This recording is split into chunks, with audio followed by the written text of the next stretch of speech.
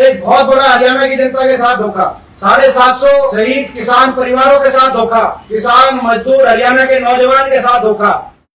एक राजनीतिक षड्यंत्र जो पर्दे के पीछे चल रहा था हरियाणा में, वो घिनौना राजनीतिक षड्यंत्र का पर्दाफाश हो गया है। एक गुप्त गठबंधन चल रहा था इनेलो और बीजेपी का, जो लगातार कह भी रहे थे और लगातार अलग अलग पहलू इस गठबंधन के सामने जनता के आते रहे हैं समय समय पर।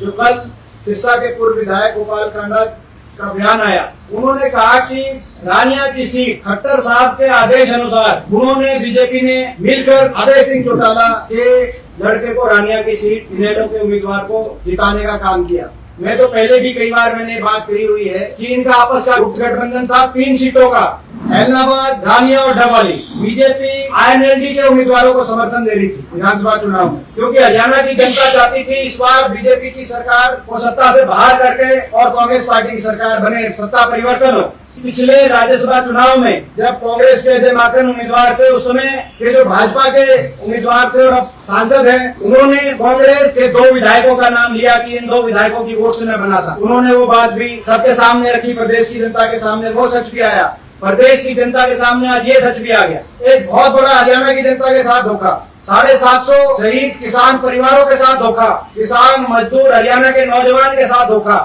2024 के चुनाव से कुछ महीने पहले सिरसा में जब हमने रैली करी थी, उस रैली में मैंने एक बात करी थी कि जेजेपी के साथ बीजेपी का गठबंधन तोड़ने का गठबंधन हो गया और उसके कुछ महीने के बाद वो समझौता टूटा। बहुत बड़े स्तर पे राजनीतिक षड्यंत्र हरियाणा के अंदर हो रहे थे। हरियाणा की जनता हरियाणा किसान और मजदूर के साथ हुए इस राजनीतिक षड्यंत्र में बहुत से षड्यंत्रकारी शामिल थे, जिसमें बीजेपी के साथ निभाने वाली उसकी बीजेपी की सबसे पक्की कठपुतली इनेलो, कांडा, जेजेपी, इस सारे षड्यंत्रों के बावजूद, भाजपा के शाम दाम दंड भेद यंत्र मंत्र तंत्र की राजनीति के बावजूद और केंद्र सरकार के माध्यम से भाजपा ने कई लोगों पर इस तरह के षड्यंत्र के कई लोगों को अपनी शक्तियों को अपने साथ मिलाकर कांग्रेस को और प्रदेश में बदलाव को रोकने के लिए जो सारी कार्रवाई करी, उसके बावजूद मजबूती से हमने चुनाव लड़ा। और आज तक के हरियाणा के राजनीतिक इतिहास में अगर पिछले 15 चुनाव विधानसभा के हम देखें तो पिछले 15 विधानसभा चुनाव में आज तक की दूसरी सबसे ज्यादा कांग्रेस का अच्छा प्रदर्शन वोट प्रतिशत के हिसाब से। और लोकसभा में भी हरियाणा में पिछले 16 चुनाव का हिसाब देखें तो 84 में सबसे ज्यादा मत प्रतिशत हरियाणा में मिला कांग्रेस को। दूसरे नंबर पे